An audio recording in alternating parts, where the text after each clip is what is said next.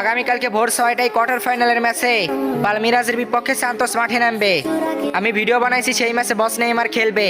তো সেই ভিডিওর কমেন্ট বক্সে অনেকেই কমেন্ট করতেছেন নেইমার ফ্যানরা যে সেই ম্যাচে বস নেইমার খেলবে না। আপনি কি জানেন এরকম করে আমাকে গালাগালি দিয়ে কমেন্ট করতেছেন। তো ব্রাদার আপনাদেরকে বলতেছি অফিসিয়ালি জানার পরে আমি নিউজটা করছি। এটা 100% নিশ্চিত যে আগামীকালকে বস নেইমার পালমিরাজের বিপক্ষে খেলবে। যদিও শুরুর একাদশ থেকে না খেলে তাহলে হাফ টাইম পরে কিন্তু বস নেইমার মাঠে নামবে কিংবা ব্রেক টাইমের সময় বস নেইমার মাঠে নামবে।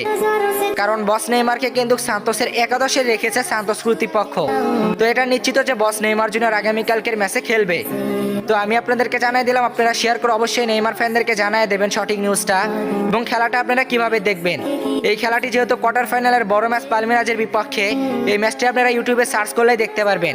আগামীকাল ভোর 6:30 ইউটিউবে গিয়ে সান্তোস বনাম পালমিরাজ লিখে সার্চ করবেন, অবশ্যই আপনারা খেলা দেখতে পারবেন। আশা করি বুঝতে পারছেন।